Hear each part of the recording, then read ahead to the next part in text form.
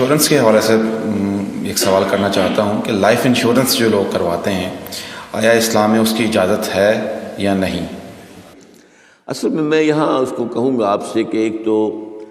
ہمارے ہاں جو اس وقت انشورنس کا نظام ہے وہ لازماً گتھا ہوا ہے سود کے ساتھ، لہذا اس شکل میں جو اس وقت انشورنس ہو رہی ہے وہ تو حرام ہے، اس کے حرام ہونے میں کوئی شک نہیں ہے۔ البتہ یہاں پر پیور انشورنس کی بات اگر کی جائے جس کے اندر کہ کوئی سودی معاملہ نہ ہو، کیونکہ وہ پھر انویسٹ کرتے ہیں اور اس کا بھی پھر وہ جو ہے وہ نفع دیتے ہیں، وہ سب کچھ ہے، وہ سارا معاملہ ہے۔ اسی لیے جس نے کوئی بڑا بینک بنایا اس نے 7 انشورنس کمپنی بنا لی، حبیب بینک بن گیا، حبیب انشورنس کمپنی بن گئی، وغیرہ وغیرہ۔ آدم جی بینک تھا، آدم جی انشورنس بن گئی۔ البتہ یہ ہے کہ جہاں تک ایک مثلاً یہ کہ ایک انشورنس اس طرح کی ہے کہ چند تاجر جو ہے وہ بیٹھ کر طے کر لیتے ہیں کہ بھائی ہم اتنا ماہانہ ہم سب جمع کریں گے تاکہ ہم میں سے اگر کسی کو بڑا لاس ایک دم ہو جائے تو ہم اس کو کمپنسیٹ کر کے اپنے پاؤں پہ کھڑا کر دیں، تو اس کو کوئی حرام نہیں کہہ سکتا، جائز ہے۔ یہ تو ایک کوآپریشن ہے، کوآپریٹیو ایک آپ نے بنا لی ہے، اس کوآپریشن کے حوالے سے اس کو کون حرام کہے گا؟ یہ لائف انشورنس کا معاملہ جو ہے اس میں آ جاتا ہے ایک چانس اس نوعیت کا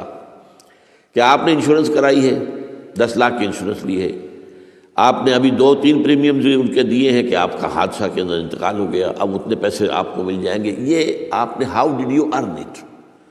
تو شریعت کے جو بھی جائز ذرائع ہیں ارننگ کے ان میں کسی میں یہ فال نہیں کرتا،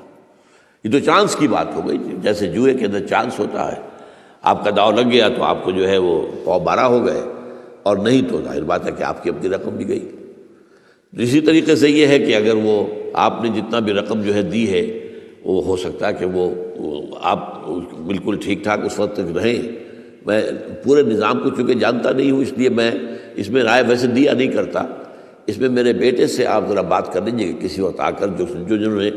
PhD کے کورسز مکمل کیے ہوئے ہیں اسلامک اکنامکس میں، عاطف وحید، تو وہ ہمارے وہاں قرآن اکیڈمی میں بیٹھتے ہیں، تو کبھی دن میں آ کے بات کر لیجیے۔ لیکن یہ چند باتیں وہ تھیں جو میں نے آپ کے ساتھ جو میرے سامنے واضح تھی وہ میں نے واضح کر دی۔